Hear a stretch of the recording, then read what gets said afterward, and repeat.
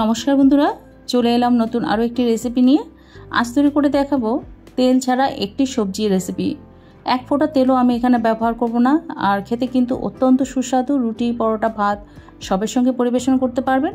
আমার কিছু দর্শক বন্ধুর অনুরোধে আমি এই রেসিপিটা আজ আপনাদের সঙ্গে শেয়ার করতে চলেছি।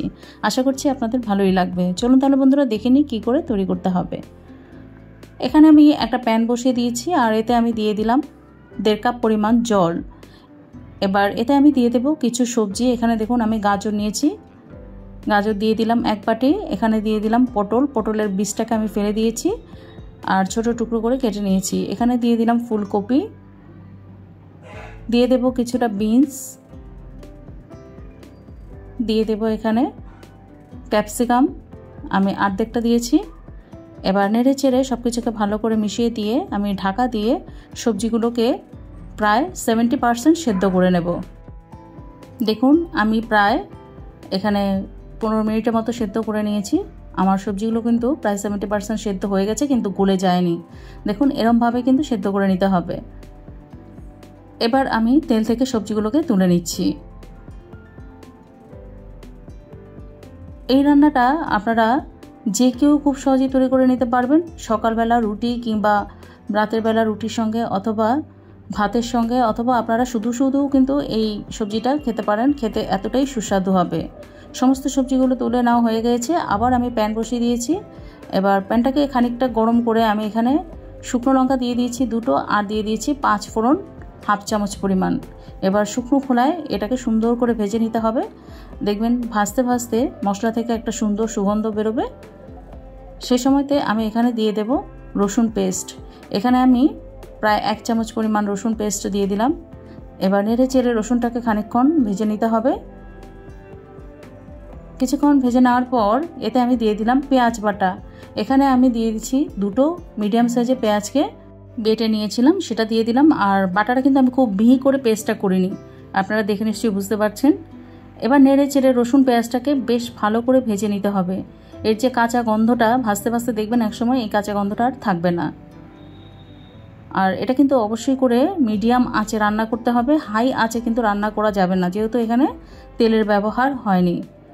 এবার দেখুন নেড়ে চেড়ে যখন এরকমভাবে ভাজা ভাজা হয়ে যাবে, সে সময়তে আমি এখানে দিয়ে দেব টমেটো পেস্ট। এখানে আমি একটা মিডিয়াম সাইজের টমেটোকে পেস্ট করে নিয়েছিলাম, সেটাও দিয়ে দিলাম। আর দিয়ে দিলাম কয়েকটা কাঁচা লঙ্কা কুচি। এখানে 4টে কাঁচা লঙ্কা কুচি আমি দিয়েছি। এবার সব কিছুকে নেড়ে চেড়ে আরও খানিকক্ষণ সময় ভেজে নিতে হবে। টমেটোর যে কাঁচা গন্ধটা সেটাও কিন্তু চলে যাবে ভাজতে ভাজতে। যারা ডায়েটিং করছেন এবং হেলদি খাবার খুঁজছেন, তারা কিন্তু অবশ্যই করে এই রেসিপিটা বাড়িতে ট্রাই করে দেখবেন। আর অবশ্যই করে কমেন্ট বক্সে আমাকে কমেন্ট করে জানাবেন। দেখুন সব কিছু সুন্দরভাবে আমি ভেজে নিয়েছি। এবার এতে আমি কিছু গুঁড়ো মশলা দিয়ে দেব। এখানে 1/2 চামচ পরিমাণ হলুদ গুঁড়ো, আর 1/2 চামচ পরিমাণ আমি দিলাম কাশ্মীরি লাল লঙ্কার গুঁড়ো, আর দিয়ে দেব 1/2 চামচ ধনে গুঁড়ো। জিরে গুঁড়ো আমি কিন্তু এখানে দেব না।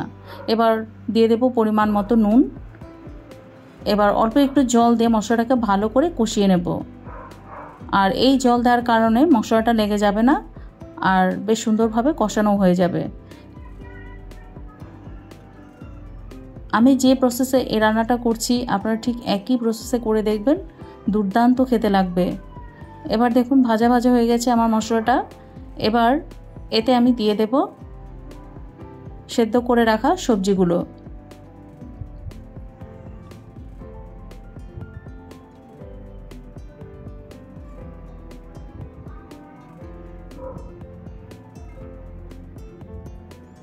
সমস্ত সবজি দেওয়া হয়ে গেলে নেড়ে চেড়ে মশলার সঙ্গে ভালো করে মিশিয়ে নিতে হবে। আর এতে আমি দিয়ে দিলাম 1 কাপ পরিমাণ জল। এবার নেড়ে চেড়ে সব কিছুকে ভালো করে মিশিয়ে দিতে হবে। তারপর আমি ঢাকা দিয়ে রান্না করে নেব মিনিট 10। যেহেতু সবজিটা প্রায় 70% সেদ্ধ করাই রয়েছে, তাই খুব ঝটপট কিন্তু সবজিটা রান্না হয়ে যাবে। সমস্ত কিছুকে নেড়ে চেড়ে নিলাম। এবার ঢাকা দিয়ে আরও মিনিট 10 রান্না করে নেব। সমস্ত রান্নাটাই কিন্তু একদম লো টু মিডিয়াম আঁচে করতে হবে। এবার দেখুন 10 মিনিট পর ঢাকাটা খুলে নিলাম। সবজিটা সুন্দরভাবে সেদ্ধ হয়ে গিয়েছে, আর খানিকটা জলও রয়েছে। আমি একটু মাখো মাখো অবস্থায় এটাকে রাখবো। এবার আমি ঢাকা দিয়ে আরও খানিকক্ষণ সময় রান্না করে নিয়েছি। এবার এতে আমি দিয়ে দেব কিছুটা ফ্রেশ ধনেপাতা কুচি আর দিয়ে দেব ভাজা মশলা গুঁড়ো। ধনে, জিরে আর গরম মশলাকে শুকনো করে ভেজে গুঁড়ো করে রাখা ছিল, সেখান থেকে আমি 1 চামচ পরিমাণ দিয়ে দিলাম।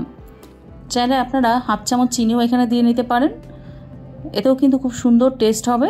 আমি এখানে আর মিষ্টি ব্যবহার করলাম না, আর আলুও কিন্তু আপনারা ব্যবহার করতে পারেন। এবার রান্নাটা কিন্তু আমার হয়ে গিয়েছে, আমি এবার গ্যাসটাকে অফ করে দেব। দারুণ একটা সুগন্ধ বেরিয়েছে, দেখতে কতটা ইয়াম্মি হয়েছে, কেউ বুঝতেই পারবে না তেল ছাড়া এই রান্নাটা হয়েছে। গরম গরম পরিবেশন করুন রুটি, পরোটা বা ভাতের সঙ্গে। আর অবশ্যই কমেন্ট বক্সে কমেন্ট করে জানান রেসিপিটা আপনাদের কেমন লাগলো। রেসিপি ভালো লেগে থাকলে ভিডিওটিতে একটি লাইক দিয়ে চ্যানেলটিকে সাবস্ক্রাইব করে আমার সঙ্গে থাকার জন্য অনুরোধ রইল। আশা করছি আরও নতুন নতুন রেসিপি নিয়ে আপনাদের সামনে চলে আসতে পারবো। অসংখ্য ধন্যবাদ এতক্ষণ আমার সঙ্গে থাকার জন্য।